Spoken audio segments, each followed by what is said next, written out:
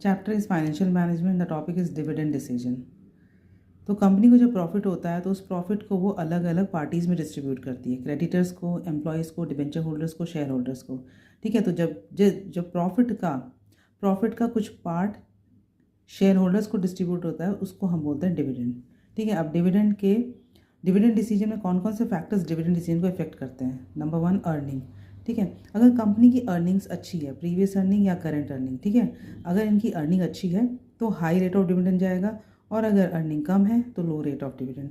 Stability of earnings, अगर companies की earnings stable है, ठीक है, स्मूथ अर्निंग्स या स्टेबल अर्निंग है तो हाई रेट ऑफ डिविडेंड जाएगा, और अगर अनस्टेबल है तो लो रेट ऑफ डिविडेंड जाएगा। कैश फ्लो पोजीशन, अगर कंपनी का आउटफ्लो ज़्यादा है तो रेट ऑफ डिविडेंड कम जाएगा, और कंपनी के पास सरप्लस कैश ज़्यादा है तो डिविडेंड ज़्यादा जाएगा।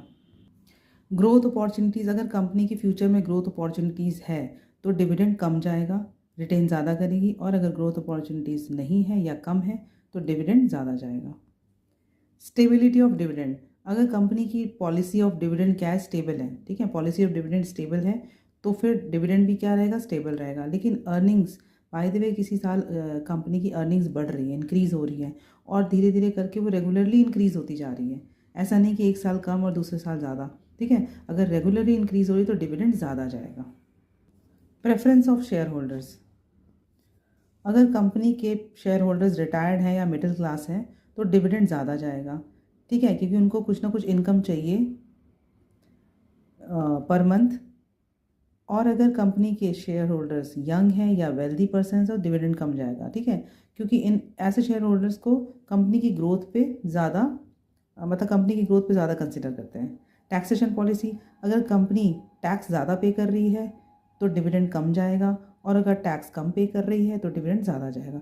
Access to capital market consideration, अगर कंपनी की गुडविल अच्छी है, लार्ज एंड रेप्यूटेड कंपनी है तो मार्केट भी ईजिली एक्सेस कर सकती है वो, और ज़्यादा से ज़्यादा शेयर्स इशू करेगी।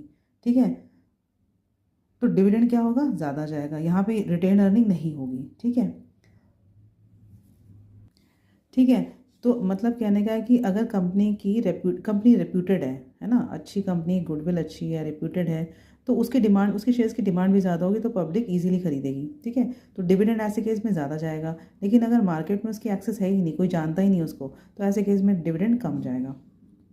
Next is legal restriction, companies act के अंदर कुछ प्रोविजंस हैं डिविडेंड के पेमेंट के रिगार्डिंग। ठीक है, अगर कंपनी का कैश फ्लो ज़्यादा है डिविडेंड पे करने के लिए तो कंपनी को ध्यान भी रखना पड़ेगा कि उसकी लिक्विडिटी